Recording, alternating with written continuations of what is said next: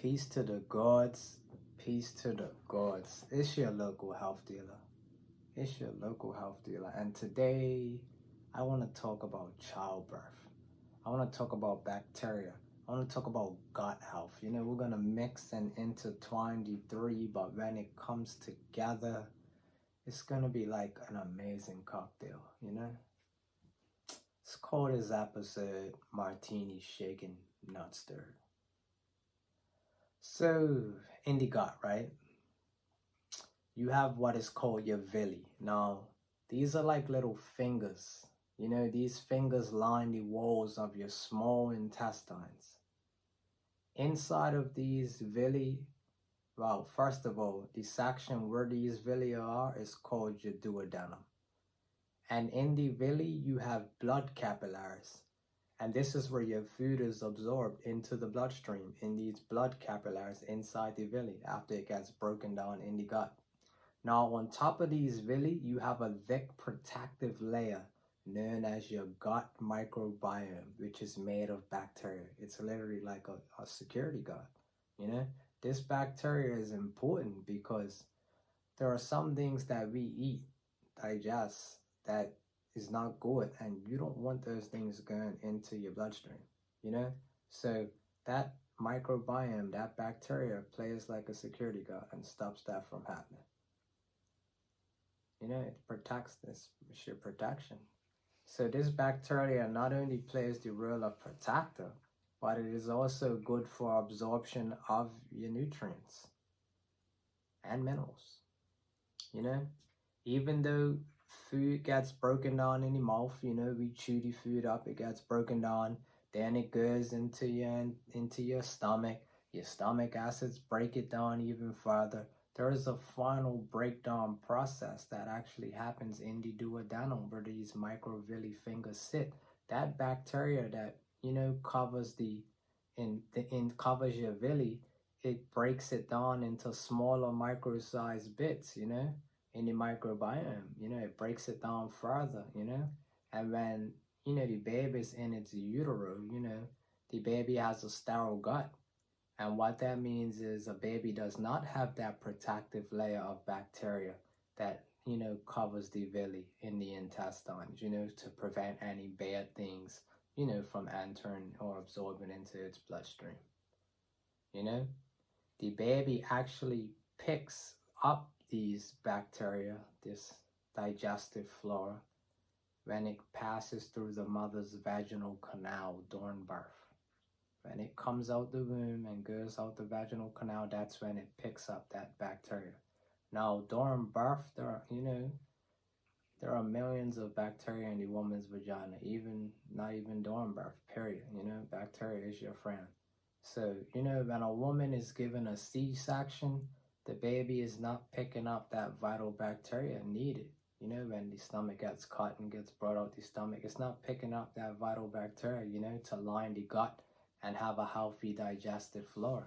So it's very important for a mother to have a healthy balance of microbes in her gut and her vaginal canal during birth. That's what sets the tone for her child's gut health.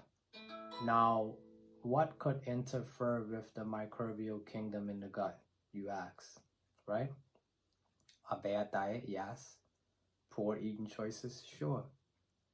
But one of the main problems we have, I think, is the use of antibiotics.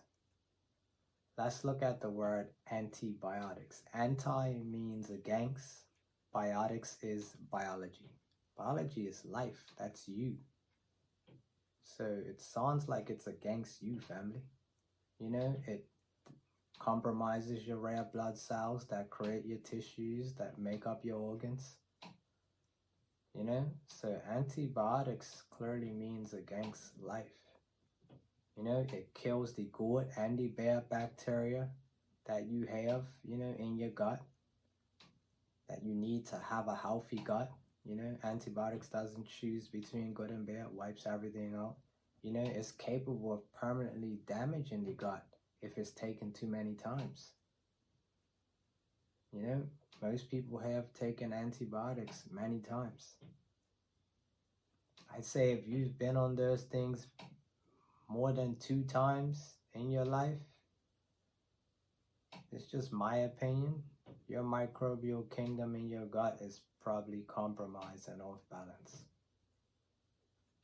You know, that protective layer of bacteria that covers the villi where your food absorption happens, it has been compromised. Puts little holes in that protective layer. You know, and that will compromise your absorption of your minerals and nutrients, you know, which can lead to malnutrition, autoimmune diseases, and so much more. You know, a woman's vaginal canal bacteria is determined by her gut bacteria. So if the good and the bad bacteria is being compromised, you know, if it's being compromised by bad food choices or antibiotics or anything of that nature, what does she have to pass on to her baby during childbirth when it comes out the vaginal canal? So now the baby is born with a compromised gut flora, a compromised digestive bacteria. Now breast milk, right? Breast milk's got some good bacteria in it. And that can, you know, be good for lining the baby's stomach and, you know, creating a healthy digestive flora.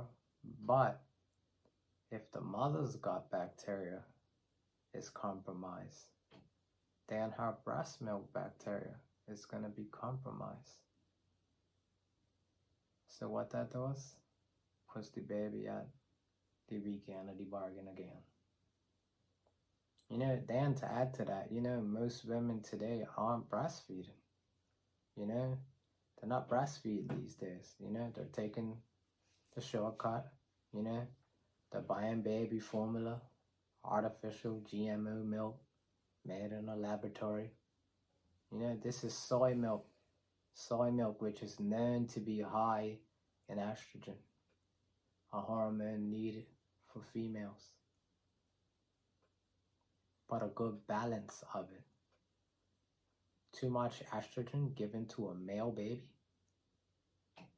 that needs testosterone to be a masculine and healthy, strong male boy is not good. Just think about it. You're pumping your young boy that amount of estrogen, bottle, every day. This will in turn make your boy very feminine. He will lose his testosterone. And vice versa with girls. Too much estrogen for them is not good. Because if her body has too much estrogen, then she has a hormonal imbalance. And it will become unbalanced. And it will start to produce testosterone to try to counteract all this estrogen. And then her body will start producing too much testosterone and her estrogen will go low. And then you have a very masculine female.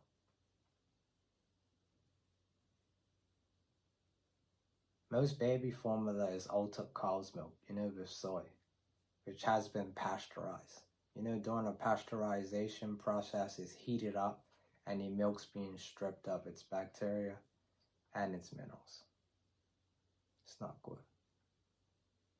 As I repeat, bacteria is your friend. Ask any farmer what they feed their cow pasteurized milk. They'll tell you no. The baby cow most times will not live. And if it does, it will be weak and it will not thrive. Yet we feed this to our kids. Now, let's talk about, you know, eating. You know, a baby's first few teeth are 2 to 4 at the top, 2 to 4 at the bottom. Right, ladies? These are called milk teeth. Why? Because a baby should only be eating milk at that age, at that point in its life. You know, a baby should be breastfed until it's about 2 to 3 years old. No solid foods. A woman's breast milk is full of nutrients, full of minerals, bacteria, colostrum fluid, and all the necessary things needed and required to grow a strong baby. if she has a good diet and a good immune system. A baby doesn't have molars or any of the grinder teeth, designed to grind, designed to grind and break down solid foods. Neither does it have the digestive enzymes in its saliva, you know? In the mouth you have glands, and coming from these glands you have an enzyme called xylem. This is for breaking down starch, solid foods, So the baby shouldn't be eating starch until it has molars, because when the molars come, that's when these glands properly produce the right strength of that enzyme to break down these foods, Baby shouldn't be eating anything like that, I'd say between the age of 14 and 22 months of age, and we are taught to give our kids cereal at the age of 4 months. Cereal is starch. Molars are for grinding grains and starches. 100 years ago, babies was not fed starch. I'm telling you that. I've had people come to the food truck and be like, alkaline, my baby's not thriving. It's got this, it's got that, going on, and I'm like, well, what do you feed your baby, ma'am? How old is your baby, if you don't mind me asking? She said it's 9 months. It's 9 months, he eats bread, he eats cereal, he eats veggies, he eats pasta. I said, but ma'am, how many teeth he got? She said, at least 4, 2 on the top, 2 on the bottom. I said, the Most High made no mistakes, ma'am. When the baby is ready to eat those types of foods, he will be provided with the teeth and the enzymes to break down those things, and he doesn't have those yet.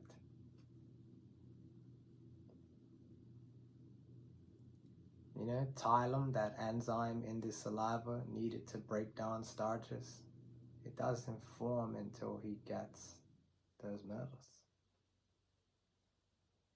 She says his stomach is all bloated. I'm like, yeah, I know. The poor little guy can't properly break down and digest those foods you're giving him.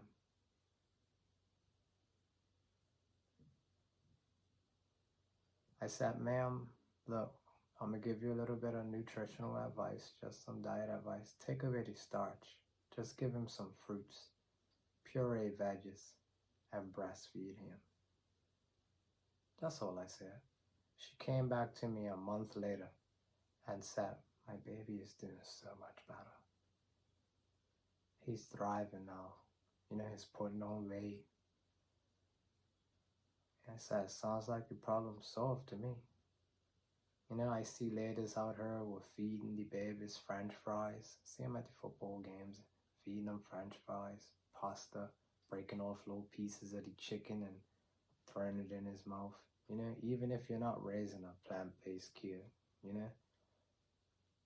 he as a hard body's just not ready to digest that yet at that age.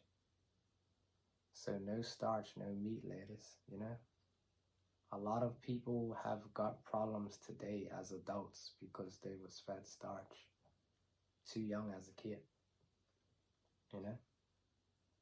So I hope that you guys were able to take something from this lesson, Take something from this lesson and go be the greatest version of yourself, ladies, and raise healthy babies. That's our future. Peace to the gods. This BB Alkaline.